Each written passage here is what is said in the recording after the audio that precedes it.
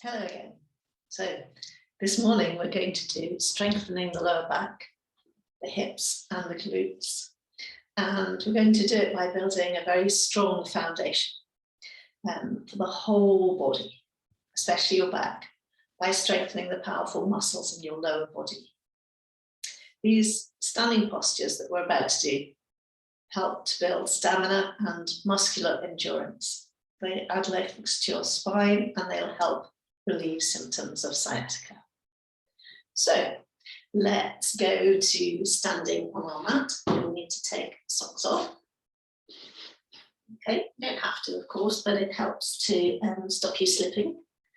In these poses, we're doing some triangles and some warriors. First of all, let's stand in the mountain. Deceptive pose. Looks so simple, but it's so effective. So the feet, check those ankles again, that they're not dropping inwards or outwards. Get them nicely underneath your hip socket. And the hands hang heavy. It's probably worth just giving a few shoulder curls to see how those shoulders are doing. They tend to like to rise up when you get tense. Drop the hands. Imagine you've got heavy shopping bags and they really drop downwards. And then the crown of the head lifts up as though you had a string up here. And it's just lifting upwards without taking the chin up. Okay. Standing there, close the eyes for a moment. Visualize that you're maybe a mountain that you know, mountain that you love, been there for eons. Seasons come and go. You're steady.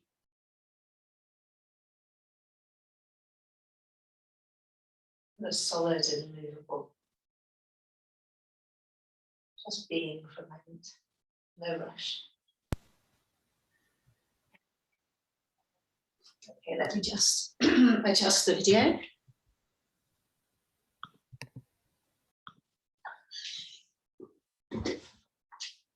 So, when we're standing in the mountain, nice and steady, I would like you to just actually test moving your ankles from side to side.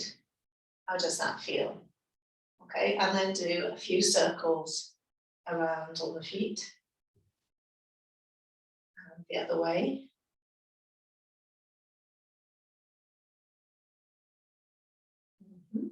Good. And then I'd like you to breathe in, stretch the arms upwards, just to get that initial stretch in, nice and long, and then breathing out, coming down. And let's turn into warrior one. So we're going to take the left foot and we're going to take it to the end of the mat. It's facing at 12 o'clock that way. And the back foot's going to come back wider than your leg length. Okay, now remember, I'm still protecting my right ankle and Achilles tendon, so I won't necessarily be doing what I'm saying on my right foot. So check that the edge of the heel here is in line with the instep back here. So the edge of the heel on the front is in line with the beginning of the instep on the back right foot. And then I'd like you to bend that front knee, the left knee, and see if it's going in the direction of that second toe, next to the big toe. And while it's bent, just put your hands on your hips. Then could you just straighten the legs for a moment and keep those hips in that position.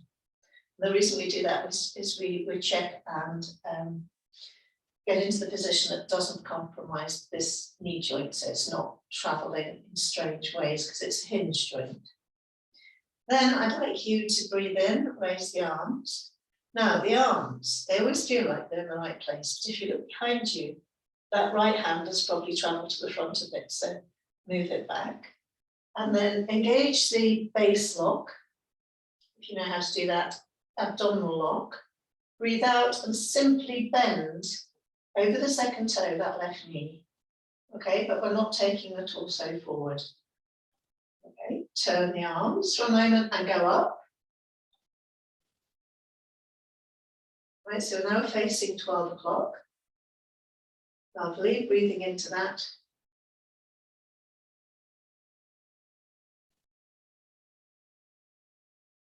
30 seconds is a nice time to stay in this pose. Just keep checking that you're not leaning forward, okay? We're simply dropping, and technically this front thigh is parallel to the floor, but don't worry, do your best. As long as you don't get that knee to travel over the toes, you're probably safe in that knee joint. Then breathe in, come up, turn that left foot, take the arms down to shoulder level, turn the right foot, okay, and we'll do the same, just bend that right knee, check it's going in the right direction before we bend fully, check that left hand, it's probably travelled forward. Breathe out, go down.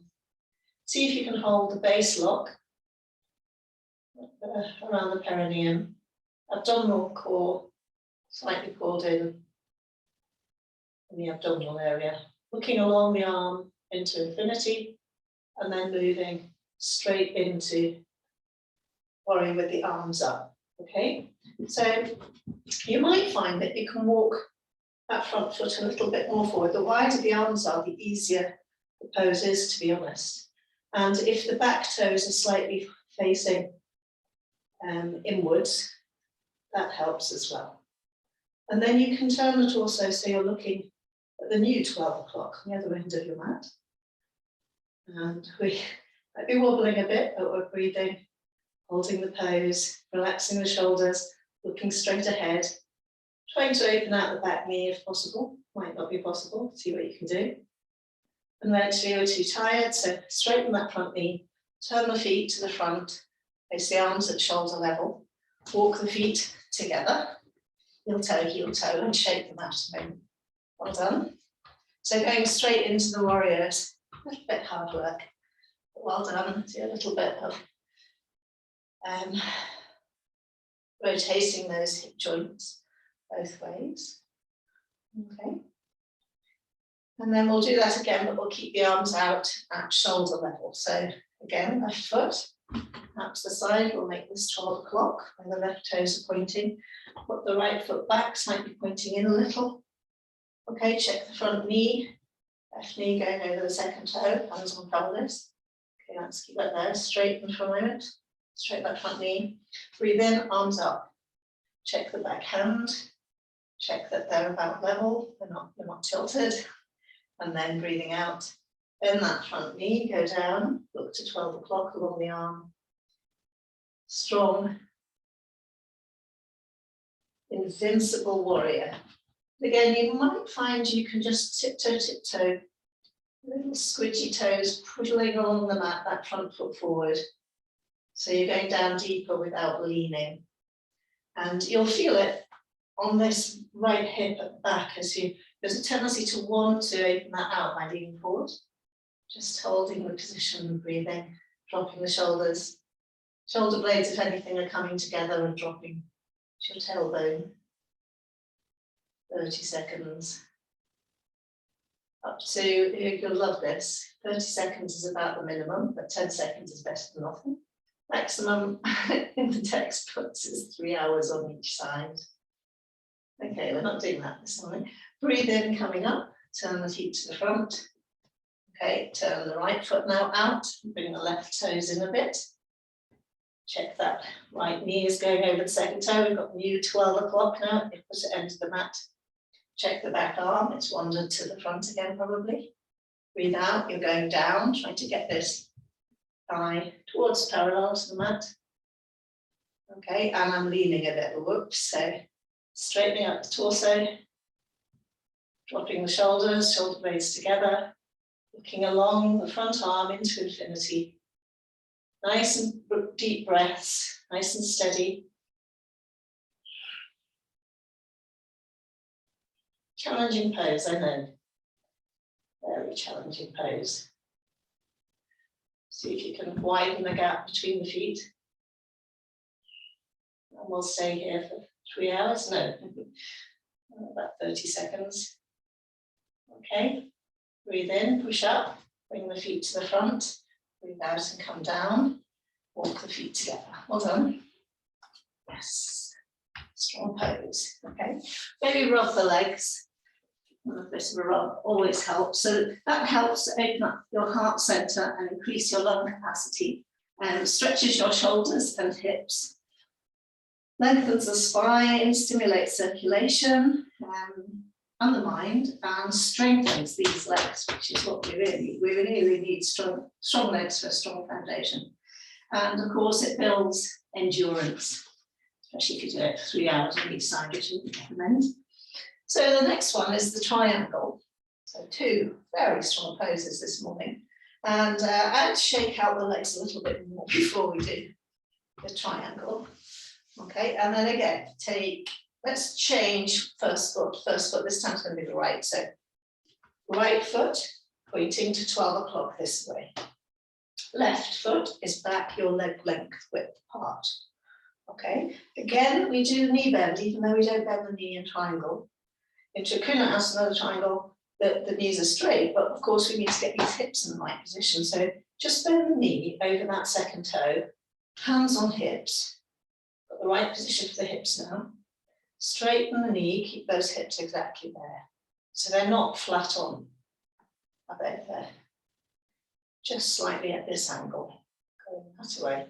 So I'd like you to breathe in, take the arms up, as we did for the warrior.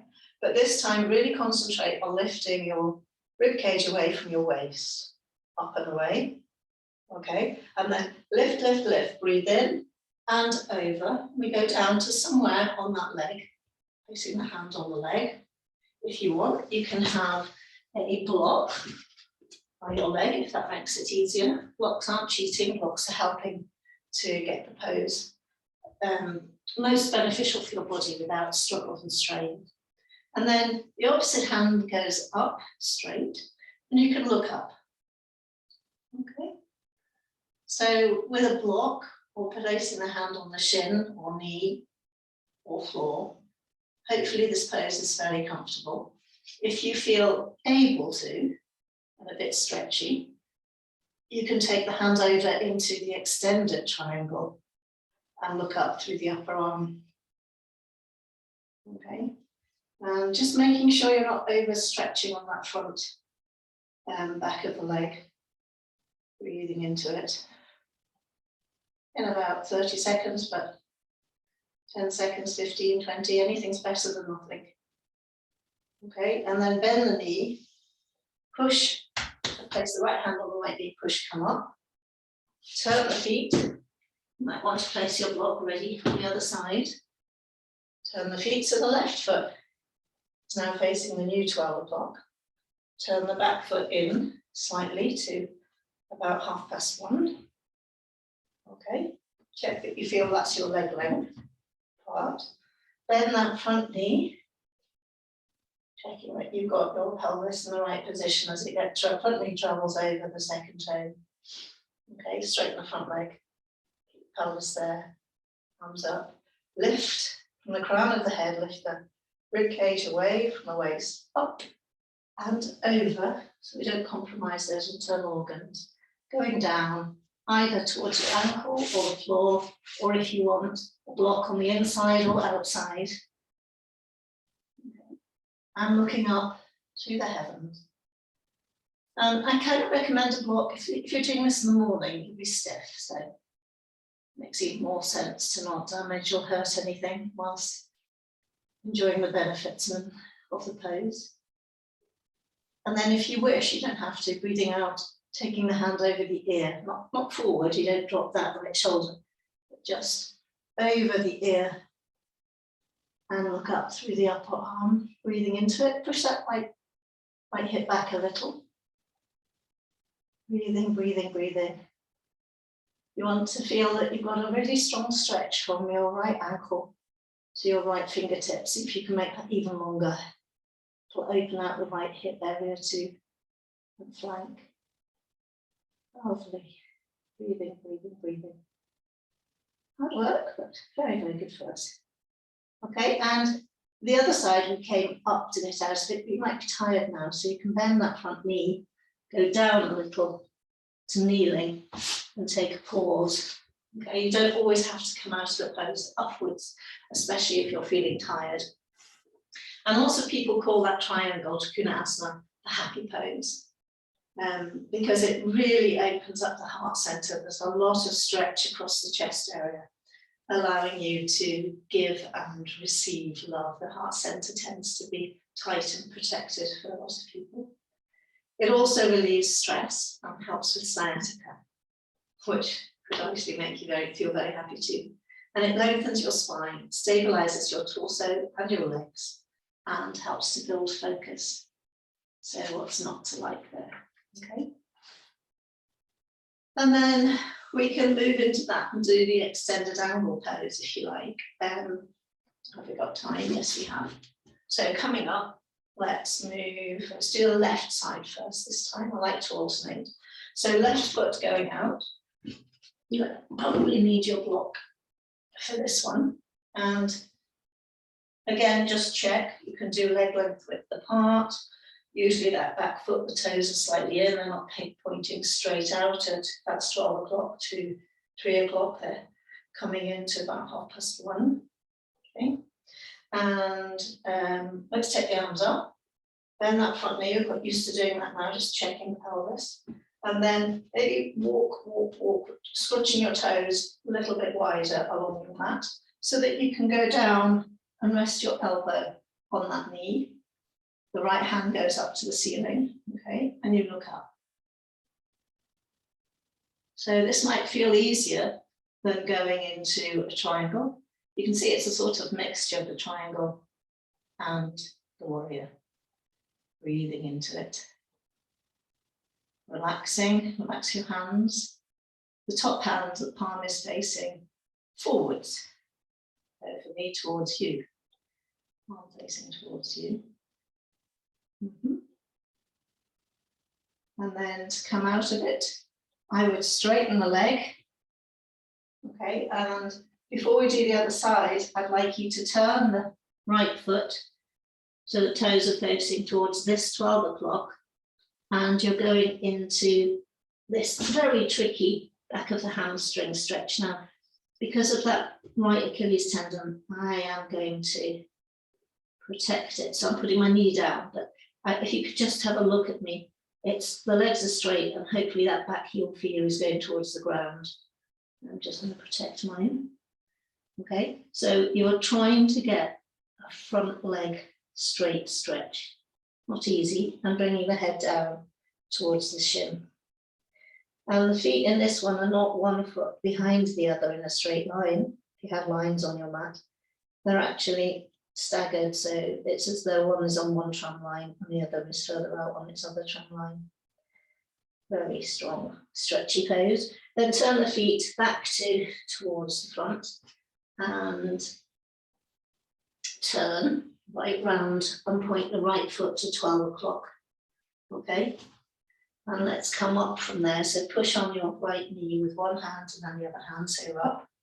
And we need to just do the checks.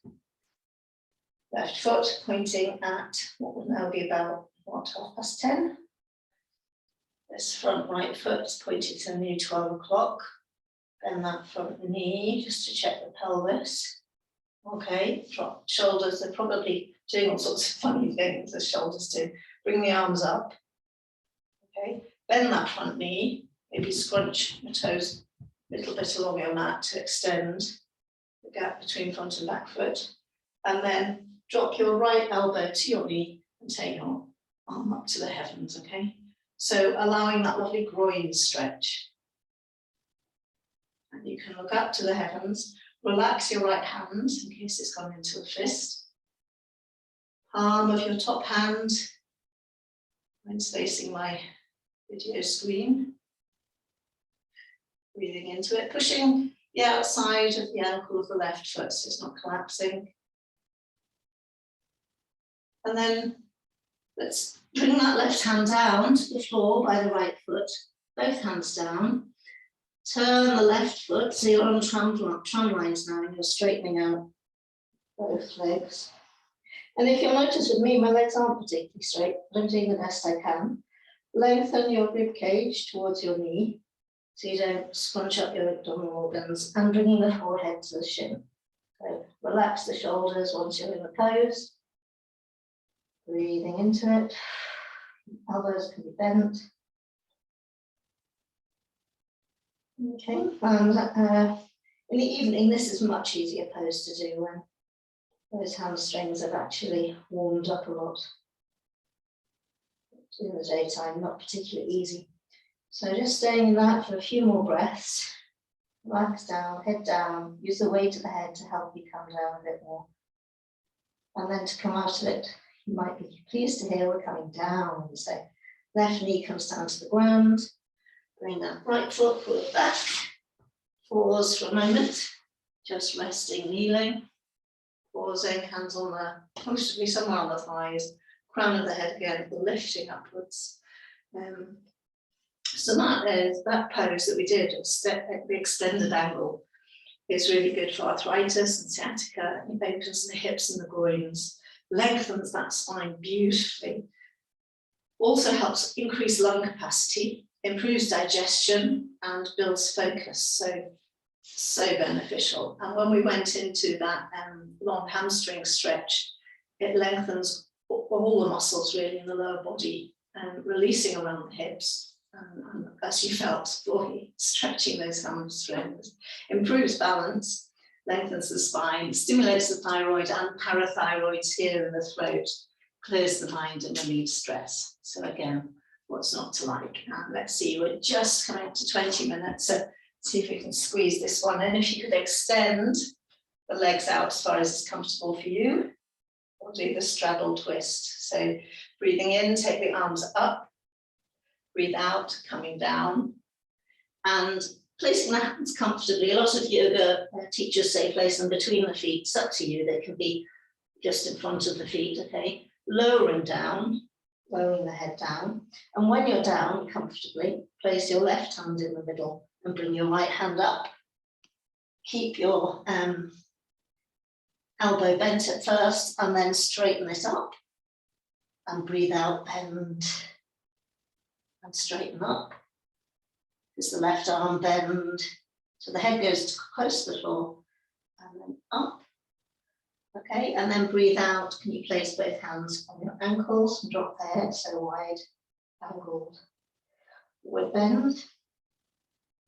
Breathing into that. Just see as your ribcage kind of gravitated towards your pelvis.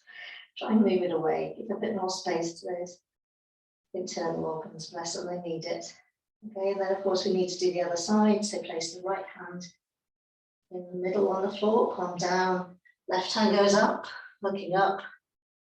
Okay, and you can straighten up, breathing in and breathe out. Bend and go down and straighten up, looking up.